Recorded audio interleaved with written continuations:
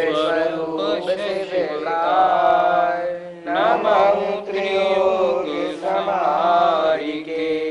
पंच परमेष्ठी भगवान की जय। छह ढाला की दूसरी ढाल चल रही है। संसार भ्रमण का कारण मिथ्या दर्शन, ज्ञान और चारित्र। मिथ्या दर्शन दो प्रकार का, अग्रहीत और गृहीत। अग्रहीत पूर्वभव के संस्कार से आया हुआ, गृहीत जो इस जन्म में खोटे देव शास्त्र गुरु की आराधना से प्राप्त हुआ। मिथ्यात्व का मतलब सात तत्वों का विपरीत श्रद्धान करना। जीव तत्व के विपरीत श्रद्धान की बात पूरी हो गई। उन्होंने क्या बताया कि पुद्गल धर्म आकाश काल से जीव तत्व बिल्कुल अलग है। ये कैसा है? चैतन्यमय है, अमूर्तिक है, अनुपम है। लेकिन अज्ञानी जीव क्या करता है? शरीर को ही आत्मा मानता है। ये उसकी जीव तत्व की भूल है। जीव तत्व की भूल को और स्पष्ट किया इन्होंने कि जो जीव मैं सुखी हूँ, मैं दुखी हूँ, मैं रंक हूँ, गरीब हूँ, मैं राजा हूँ, मैं निर्बल हूँ, बलवान हूँ, ऐसी धारणा आदि रखता है तो उसको अभी जीव तत्व का श्रद्धान सही नहीं है। आज दो छंद हम करेंगे। उन दो छंदों में हम अजीब, आश्रव, बंद और संवर, इन चार तत्वों का विपरीत श्रद्धान क्या है, सही श्रद्धान क्या है, ये इनमें बताया जाएगा। आइए ध्यान से सुने। बड़ी ज़रूरी इन दिनों ये जो कारिकाएं हो रही हैं बड़ी ज़रूरी हैं। तन उपजत अपनी उपज जान, तन उपजत अपनी उपज जान। तन नशत आप को नाश मान, तन नशत आप को नाश मान। रागादि प्रगट ये दुख देन, रागादि प्रगट ये दुख देन। तिन ही को सेवत गिनत चैन, तिन ही को सेवत गिनत चैन। तन उपजत अपनी उपज जान, तन नशत आप को नाश मान। रागादि प्रगट ये दुख देन, तिन ही को सेवत गिनत चैन। छह ढाला की दूसरी ढाल के इस पांचवें छंद में ऊपर की जो पंक्ति है ये अजीब तत्व का विपरीत श्रद्धान बताने वाली है और नीचे की पंक्ति आश्रव तत्व का विपरीत श्रद्धान बता रही है। आइए समझें। अजीब तत्व का विपरीत श्रद्धान, तन माने शरीर के उपजत उत्पन्न होने को अपनी उत्पत्ति मान जानता है। शरीर उत्पन्न हुआ, मेरी उत्पत्ति हो गई। शरीर नाश हुआ, मैं मर गया, ऐसा मानता है। परिणमन है अजीब का, नाश हो रहा है अजीब का, उत्पत्ति हो रही है अजीब की, मान रहा है मेरी। फिर देखें आप, तन उपजत, शरीर के उत्पन्न होने को उस उत्पन्न होने से अपनी उत्पत्ति जानता है। शरीर की उत्पत्ति हुई, मेरी उत्पत्ति हो गई। और तन नशत, और शरीर के नाश से अपने को नाश मानता है। शरीर का नाश हुआ तो मेरा नाश हो गया, ऐसा मानता है। उत्पत्ति किसकी हुई? शरीर की। उत्पत्ति हुई एक पुद्गल स्कंद की, मानता है जीव की उत्पत्ति। नाश किसका हुआ? पुद्गल स्कंद का, मानता है नाश हुआ मेरा। ये अजीब तत्व का विपरीत श्रद्धान। इसको अजीब तत्व का नाश मानना था, मानता है ये जीव का, मेरा उत्पत्ति और मेरा नाश हुआ, ये अजीब तत्व का विपरीत श्रद्धान है। मानना कैसा चाहिए? शरीर की उत्पत्ति होने से अपनी उत्पत्ति नहीं मानना। मैं तो अविनाशी, अजर, अमर एक जीव द्रव्य हूँ। मेरी ना उत्पत्ति होती है ना मेरा विनाश होता है। ये तो अजीब की उत्पत्ति और अजीब का विनाश है, ये मानना चाहिए। अगर ऐसी मान्यता रखेगा तो अजीब तत्व का सही श्रद्धा, और शरीर का नाश हुआ है ये अपना नाश मानना ये गलत श्रद्धा है। और शरीर के नाश को पुद्गल की पर्याय का नाश मानना ये अजीब तत्व का सही श्रद्धा। बहुत जरूरी है। हम सब क्या मानते हैं, जब अंत समय आता है और बुढ़ापा आता है और हम मरणासन्न होते हैं, हाय मैं मरा, हाय मैं मरा, ऐसा हम सोचते हैं। लेकिन मैं बूढ़ा नहीं होता, मैं मरता नहीं, मैं तो अजर अमर हूँ। मुझे कर्म उदय से जो शरीर मिला है ये शरीर नष्ट हो रहा है, शरीर ही उत्पन्न होता है, शरीर ही नष्ट होता है। मैं नष्ट नहीं होता, मैं उत्पन्न भी नहीं होता। ये अजीब तत्व का सही श्रद्धा है। फिर देखें, शरीर के उत्पन्न होने से अपनी उत्पत्ति जानता है मिथ्या दृष्टि जीव, और शरीर के नाश होने से आपको मेरा नाश हुआ ऐसा मानता है। ये अजीब तत्व का विपरीत सिद्धांत हुआ। अब आए आश्रव तत्व का। आश्रव किसे कहते हैं? आत्मा में राग द्वेष की उत्पत्ति होने से जो कर्म आते हैं उन्हें कहते हैं आश्रव। ये आश्रव कैसे हैं? हेय हैं। कर्मों का आना बुरा है। ये कर्म आते हैं और आत्मा के साथ एक में खो जाते हैं। अगर आएंगे नहीं तो एक में कैसे होंगे? इसलिए आश्रव तत्व कैसा है? हेय है। लेकिन ये क्या करता है? ये आश्रव तत्व में आनंद मानता है। कर्मों के आने के जो कारण हैं उनमें ये आनंद मानता है। देखें जरा, राग आदि, राग द्वेष आदि परिणाम जो प्रकट माने सामने ही, जो दुख के देने वाले हैं। राग द्वेष आदि परिणाम, इनसे क्या सुख मिलता है? नहीं, कभी नहीं। राग द्वेष आदि दुख के ही कारण हैं।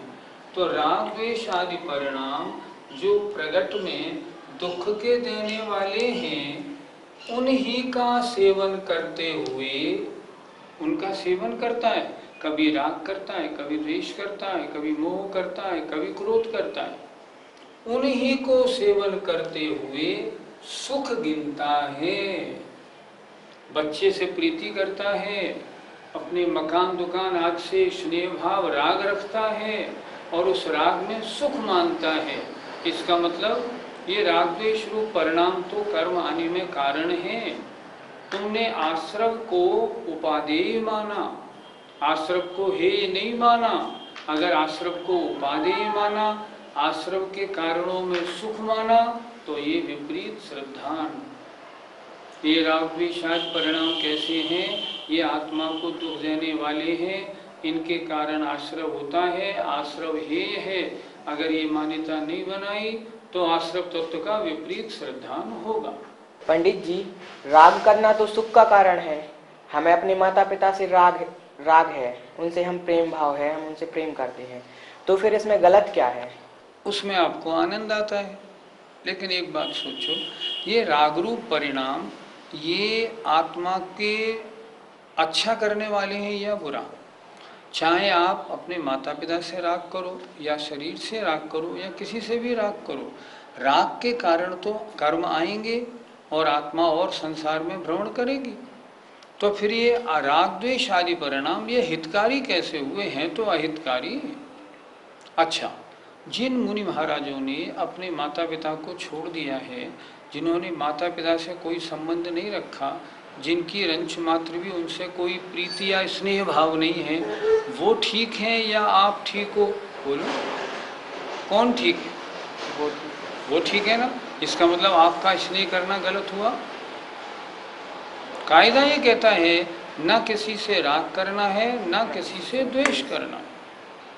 अगर राग द्वेष करेंगे ना, उससे कर्म आएंगे, संसार भ्रमण होगा। इसलिए राग द्वेष आदि परिणाम चाहे स्त्री पुत्र माता पिता घर मकान किसी से भी हो, कभी उपादेय नहीं हो सकता। पंडित जी, अजीब तत्व का विपरीत सिद्धांत और शेष सिद्धांत क्या है, इसको जरा पुनः समझाइए। अजीब तत्व का विपरीत सिद्धांत देखो, शरीर का नाश हुआ, नाश किसका हुआ, शरीर का या आत्मा का? शरीर का। अगर आप ये मानते हैं ये मेरा नाश हुआ तो विपरीत सिद्धांत। शरीर के नाश को शरीर का नाश मानो, शरीर की उत्पत्ति को शरीर की उत्पत्ति मानो, ये सही सिद्धांत। और अगर आपने अपनी उत्पत्ति मान ली और अपना नाश मान लिया तो विपरीत सिद्धांत। कितनी सीधी बात, सरल शब्दों में पंडित जी ने कितना बढ़िया छंद लिखा है कि अगर शरीर की उत्पत्ति को अपनी उत्पत्ति और शरीर के नाश से तुमने अपना नाश मान लिया, अजीब तत्व का विपरीत सिद्धांत। सही सिद्धांत, शरीर की उत्पत्ति को शरीर का नाश मानो, उत्पत्ति मानो, शरीर के नाश को शरीर का नाश मानो, और आत्मा को मैं तो अजर अमर ज्ञाता दृष्टा हूँ, मेरा कभी नाश हो ही नहीं सकता, ना मेरी कभी उत्पत्ति है ना मेरा कभी नाश है, कर्म उदय से नई नई पर्याय मुझे मिलती रहती है। सही सर। पंडित जी, आश्रव तत्व का विपरीत सिद्धांत क्या है? सुने क्या लिखा इस छंद में, रागादि प्रगट ये दुख देन। ये राग द्वेष आदि प्रगट माने यही हमें दुख के देने वाले दिखते हैं, और उनको सेवन करे और फिर सुख माने, विपरीत सिद्धांत। राग जिनके कारण है, ये सब तो राग द्वेष ही तो दुख का कारण है। मान लो एग्जाम्पल, मान लो कहीं कोई दुर्घटना घटी, मालूम पड़ा दुर्घटना में 10 आदमी मारे गए, मान लो ट्रेन का एक्सीडेंट हुआ, आप घबरा जाएंगे फौरन कि मेरा फलाना न फलाना आदमी उसी ट्रेन से गया था। आपने पूछा मेरा आदमी मरा या बचा, उत्तर मिला आपका आदमी बच गया, आप बड़े खुश, और आपको ये मालूम पड़ा मर गया तो आप बड़े दुखी। आपको दुख अपने व्यक्ति के मरने का है, अन्य शब्द कितने लोग मर जाओ उनको आपका कोई दुख नहीं। तो राग सुख का कारण हुआ, दुख का। जिससे राग था अगर वो मर जाता तो आपको दुख होता था, तो वो आपसे भिन्न, अगर वो मर गया तो आपको दुख क्यों हुआ? पर ऐसा नहीं, आपको दुख क्यों, उससे आपका राग था, इसलिए तो दुख है ना। राग द्वेष आदि परिणाम यही दुख के कारण दिखते हैं। ये मेरा बच्चा है, मैं बूढ़ा हो गया, मेरी कदर नहीं करता, तो मैं दुखी क्यों? मैंने इसको पाला, मेरी कदर नहीं करता। अरे संसार में कौन किसकी करता है, तुम अपनी बात करो ना। तो राग द्वेष आदि यही स्पष्ट ही दुख के कारण दिखते हैं, पर ये फिर भी राग द्वेष के चक्कर में फंसा रहता है और सुख मानता है। मानना क्या चाहिए, ये राग द्वेष आदि परिणाम मेरे आत्मा के दुख देने वाले हैं, मैं इनसे कैसे छूटूं। आत्मा को सुख देने वाला परिणाम कौन सा है? वैराग्य। राग में सुख है नहीं। मुनि महाराज ने सब घर गृहस्थी छोड़ दी, मुनि बन गए, कितने सुखी हैं। घर में आग लगी, कौन मरा कौन जिया उन्हें कोई लेना देना नहीं, और अगर उनसे जुड़ाव रखते हैं तो उनको भी लेना देना हो जाएगा। तो जुड़ाव तो यही दुख का कारण दिखता है। जुड़ाव नहीं, राग द्वेष आदि परिणाम नहीं तो दुख के कारण नहीं। लेकिन अज्ञानी जीव उन्हें करता है और फिर भी सुख और मानता है। उससे कहो घर छोड़ दो, वैरागी बन जाओ, घर में आनंद मानता है, जबकि घर में वो सब दुख का कारण है। प्रत्यक्ष भी दुख का कारण, और आश्रव हुआ अगले जन्मों में भी दुख का कारण। ये आश्रव तत्व का विपरीत सिद्धांत हुआ। पंडित जी, जैसे माता पिता से राग करना आश्रव तत्व का विपरीत सिद्धांत है या दुख रूप है, तो उसी प्रकार के हम अपने गुरुजनों से भी राग ना करें क्या? वो भी दुख का कारण हुआ। माता पिता से राग करना दुख का कारण नहीं। माता पिता में अगर आपको राग है तो कर्म का आश्रव होगा, आश्रव दुख का कारण है।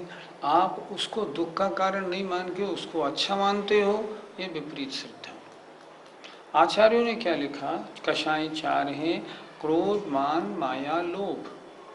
क्रोधमान और माया, ये तीन कषाय जो है ना, ये तो दुख रूप ही हैं, पाप रूप ही हैं।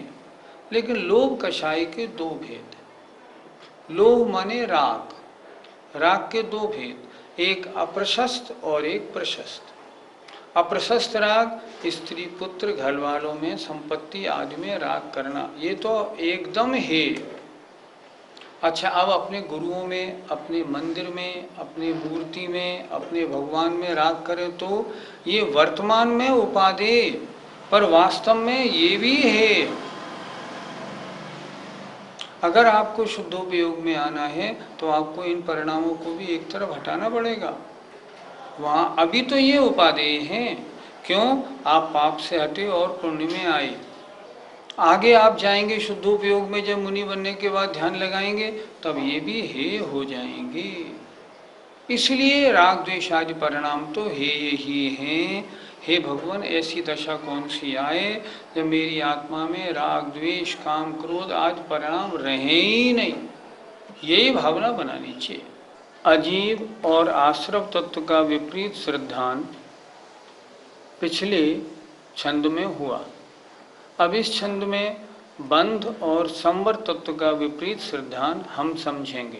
शुभ अशुभ बंध के फल मझार, शुभ अशुभ बंध के फल मझार, रति अरति करे निज पद विसार, रति अरति करे निज पद विसार, आत्म हित हेतु विराग ज्ञान, आत्म हित हेतु विराग ज्ञान, तिलखे आप को कष्ट दान, ते लखे आपको कष्ट दान, शुभ अशुभ बंध के फल मझार, रति अरति करे निज पद विसार, आत्म हित हेतु विराग ज्ञान, ते लखे आपको कष्ट दान। बंध तत्व का विपरीत श्रद्धान, आत्मा के साथ जो कर्मों का बंध हुआ, अच्छा या बुरा, उसका फल मिला, अच्छा और बुरा।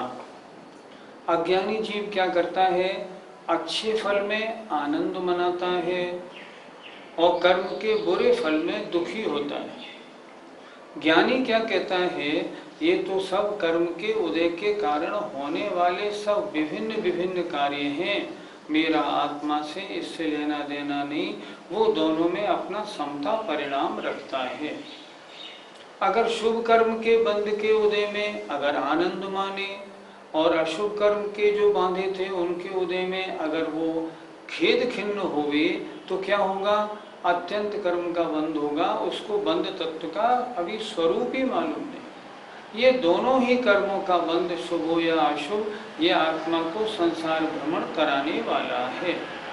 देखिए जरा, शुभ और अशुभ कर्म बंध के फल में, मझार माने में, शुभ और अशुभ, अच्छे और बुरे जो कर्म मैंने बांधे थे उनके फलों में रति माने अच्छा लगना, अरति माने बुरा लगना, ऐसा करता है। अच्छा फल मिला, पैसा खूब आ रहा है तो खुश हो रहा है, पैसा कमजोर और दुकानदारी कम चल रही है तो दुखी हो रहा है। बंध तत्व का विपरीत श्रद्धा, क्यों? निज पद विसार, निज माने उसने अपने, निज माने अपने आत्म स्वरूप को वो भूल गया है। अगर वो अपने आत्म स्वरूप को याद रखता तो आमदनी कम हो या ज्यादा, अच्छा फल मिले या बुरा फल मिले, मेरी आत्मा का इसमें कोई बिगाड़ नहीं। सही पूछो तो जो शुभ कर्मों के बंध होते हैं उनका जो फल होता है ना, वो ज़्यादा खराब होता है। क्यों होता है? आदमी सुख में डूब जाता है आत्मा को भूल जाता है, प्रभु की भक्ति भूल जाता है, उसमें मस्त हो जाता है। और अशुभ कर्म का जब फल मिलता है, मान लो कोई बीमारी हो गई, तो पड़ा पड़ा दिन भर नमोकार मंत्र जपता तो है, भक्तामर स्तोत्र का काव्य तो बोलता है। कहते हैं ना, सुख में दुख में सुमरण सब करें, दुख में सुमरे ना।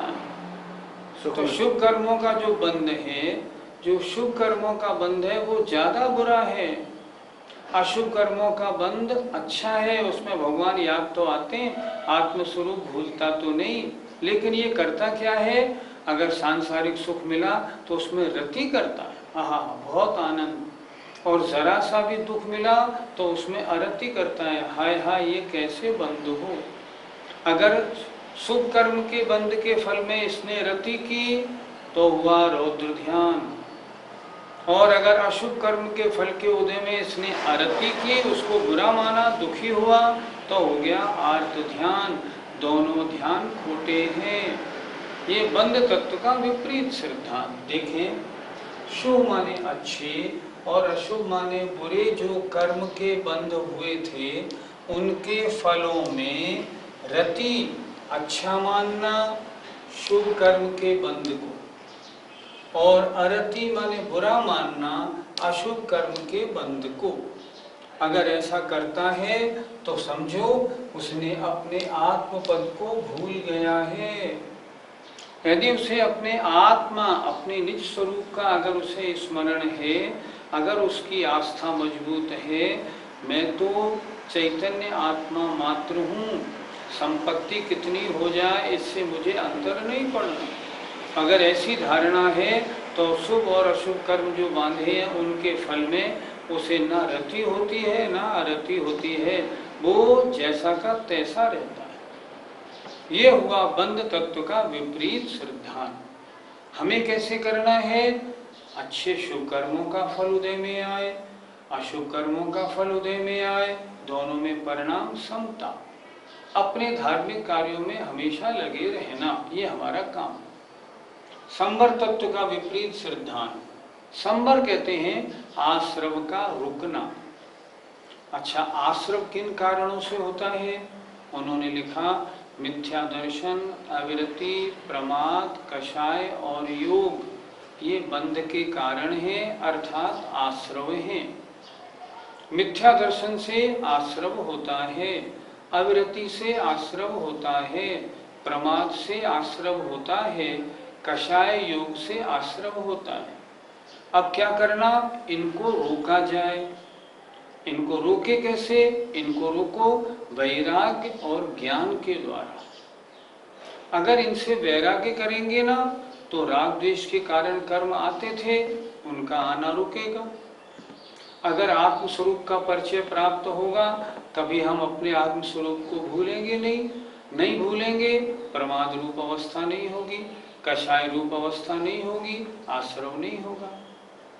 क्या कह रहे हैं देखो, आत्म माने आत्मा के, हित माने कल्याण के कारण क्या है? वैराग्य और ज्ञान। आत्म कल्याण करना चाहते हो तो वैराग्य संसार, शरीर और भोग, इनमें राग मत करो, ये आत्मा के पतन कराने वाले हैं, इनसे मुझे दूर हटना है, इसका नाम है वैराग्य। वैराग्य किनसे किया जाता है? संसार, शरीर और भोगों से। तो आत्मा के हित के कारण जो वैराग्य और ज्ञान है वे लखें उसको दिखाई पड़ते हैं, वो मानता है ये मुझे कष्ट देने वाले हैं। उससे कहो शरीर से वैराग्य धारण करना है, एक उपवास कर लो, नहीं मैं उपवास नहीं करता, भूखा नहीं रह सकता। चलो घर छोड़ के जरा जंगल में महाराज का चातुर्मास हो रहा है वहाँ रह ले, नहीं वहाँ एसी रहने के अच्छे स्थान नहीं है, मैं तो अपने घर पर ही ठीक हूँ। उससे बोलो सम्मेद शिखर की वंदना कर लें, नहीं उसमें तो बहुत चढ़ाई है, बड़ा कष्ट होता है। उसे उनमें कष्ट दिखाई पड़ता है जो आश्रम को रोकने वाले। क्या करें देखो, आत्मा के हित माने कल्याण के, हेतु माने कारण क्या है? वैराग्य और ज्ञान। राग में उलझोगे, राग द्वेष में, तो आश्रव होगा। वैराग्य होगा तो संवर होगा। तो आत्मा के हित के कारण है वैराग्य और ज्ञान। तो वे माने वैराग्य और ज्ञान, उन वे लखें आपको, इस मिथ्या दृष्टि जीव को वो ऐसा मानता है ये मुझे कष्ट देने वाले हैं। नहीं नहीं नहीं, ऐसे नहीं, मैं तो अपने सांसारिक सुखों में आनंद मानता हूँ। अगर ऐसा मानता हूँ तो संवर तत्व का विपरीत श्रद्धान हुआ। संवर तत्व का सही श्रद्धान करने वाला जीव तो वैराग्य और ज्ञान को प्रमुख मानेगा, क्योंकि ये आत्मा के कल्याण के मार्ग हैं। आज 2 छंद हुए। पहले छंद में हमने अजीब तत्व का विपरीत श्रद्धान समझा। शरीर की उत्पत्ति मेरी उत्पत्ति मानेंगे तो विपरीत श्रद्धान।